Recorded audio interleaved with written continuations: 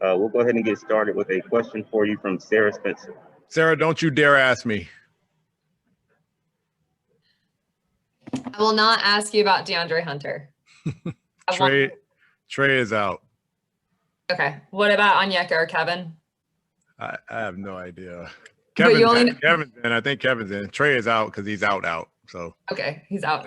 There is no testing. He's out. Okay. Thank you. I had a Trae Young question, but that crosses that off the list. I have a Trae Young question. Did you vote for him as an All-Star yet? The AJC doesn't vote. You're a fan? Aren't you a fan? There's fan voting right now. No, but even for media vote. You didn't vote. I'm talking about fan voting. I did not fan vote. Chris Kirscher, did you vote yet? I did not. You're texting and driving, but you can't vote? I'm pulled over. I'm not driving. I see movement. I don't know. I see movement. It's because I'm holding my phone. You can't even hold your phone while you're in the car. That is illegal. Get out and vote. We need votes. It's 6 and fan voting is BS. I was going to curse, but I'm going to be okay. I'm not a fan, though, so. You're not a fan of the game? I'm a fan of the game. All right. Well, fans of the game, vote.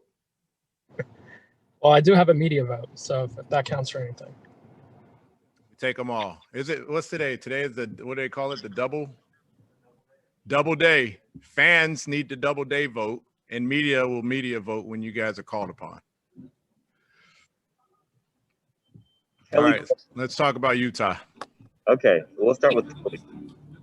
You ready to do that, Coach? Talk a little about Utah? Let's talk about Utah. Okay, so you see them in Utah, kind of the new look and obviously what they really like to do from behind the arc right now. How do you try and combat that here this evening? What will the keys be defensively? I think they're the best team we've played this year. And I say team strongly. I think they're playing great as a unit. I think there's full conviction of their style of play because of the success they've had. And so, we went into the game plan knowing what they were looking to do and knowing they were one of the top, if not the top, three-point shooting team. I think they're first in corner threes and fourth and above the break threes. And they got 5 guys that are shooting over 40% from three. And so instantly you're figuring out we've got to take that out of the game. And so we have some strategy, and that's a focal point for us. We definitely have to keep them out of transition. They had 27 points off of turnovers in the game one and 23 or 27 fast break points. And then, throughout all of that, they're a pretty good offensive rebounding team with Gobert down there and a lot of long shots, long rebounds. And so team that shoots the ball well from three at a high clip. They've got 4 guys that have shot more three-point attempts than Trae Young, who is our leader. And so it speaks to the volume of threes that they're shooting. But we got to take that part and we got to limit it and we got to make it tough. But we also got to come back in and rebound. And that's really a tall task with Gobert down there and the way they space the floor and move you. But that's why I think they've been the best team that we've seen this year. I'm not saying they're the best team in the NBA. I think that will be resolved at the end of the year. But I think they've played the best basketball this year thus far. Kristen Kenny. Coach, we talk a lot about this Jazz team in terms of offense. What stands out to you about the way this Jazz team defends? Well, I think, for us, we're trying to reestablish ourselves because we have a pretty good anchor of our defense in Clint Capella. And I think anytime you think of a Utah Jazz defensive team, you start with Rudy Gobert, who's been, the top anchor defensively in the league the past couple seasons or since he's been in the league.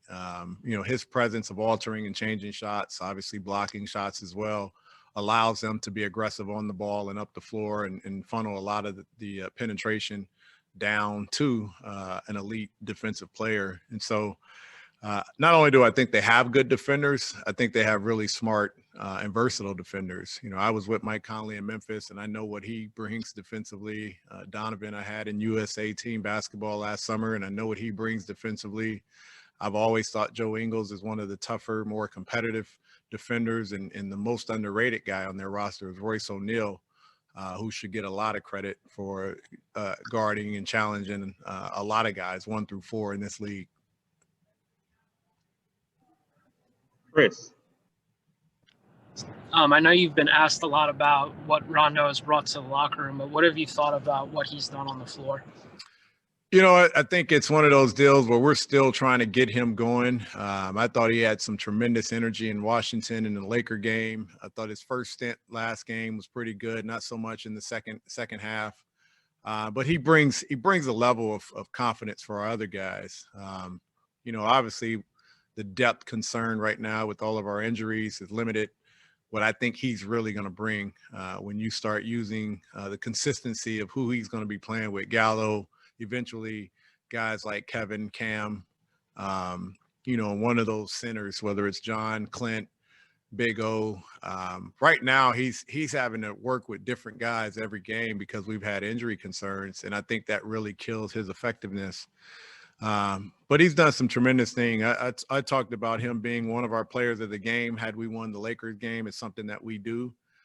He took away 8 points in transition from them in that Laker game. Just a cerebral basketball play. It's a winning play, taking a foul instead of LeBron getting a dunk or Kyle Kuzma getting a dunk. He does that. That's the value he brings. That's not going to show up on the stat sheet. Some of the passes and the plays and not turning the basketball over, those things don't really resonate as clearly and as loudly. But those are the things that I think he brings and will eventually bring even more so when he gets a consistent lineup that he's playing with.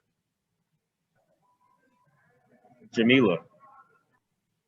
Hey, Coach. With a season like this season, with the variance and the ups and downs, do goals or expectations for what you want to see out of the team change on a game-by-game basis, or is it just kind of overall? No, I think it obviously makes it tougher when you're missing guys. But again, I will always stand by this. We're missing guys, and so are other teams. I talked to Scotty Brooks after our Washington game. We were texting, and he said, we've been 25 days without practicing. So I'm complaining about injuries. He's just trying to get anybody in the gym. So it's one thing for me to sit here and say, woe is me, and then hear something like that. So I'm not going to do it.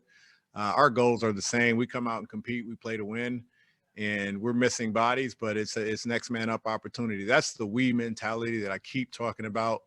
It's character of our guys to be ready and stay ready. It's the commitment of our guys to provide whatever they can for tonight's game. And we'll continue to work on that. But, you know, woe is me won't be from here. Nicole. Hi, Coach. Talking about AllStar vote, what is your feeling of the possibility of the celebration of the AllStar game also maybe here in Atlanta? I feel like I'll be on break. I'll be home. I hope they enjoy it. I hope it's fun for the fans. It's kind of all I have. I think the fans will enjoy it. I think the players that are selected will enjoy it. I hope our guys are selected. Grateful that it could be here, is going to be here. I'm not sure what the status is. But that's my time to decompress, relax, and that's what I'll be looking forward to. Looks like 3 more. Back to Kelly. Coach, I hate to circle back. Is there anything more on Trey that you can provide at this time? I actually don't know. I just know he's out. I'm the worst coach in terms of injury reports that you'll ever meet. Well, and I'll take one for Sarah here then. Did you get an update on DeAndre Hunter? Honestly, was he evaluated? While I'm in here? No. Did you already? Sorry, maybe you did address that then. I apologize. No, I mean, his whole plan was to just try and get a workout in and see how he feels. And, I think try and get him some practice tomorrow and see how he feels. But, obviously nothing for tonight, if that's the question. Okay. So maybe hopeful for Saturday, or is that even unsure? Got it. Okay, thanks. Sarah. Thanks for taking that hit for me, Kelly. Lloyd, do you know who you'll start? Same crew as last night. We'll add Rondo into it as a replacement for Trey. Thank you. There are currently no hands raised,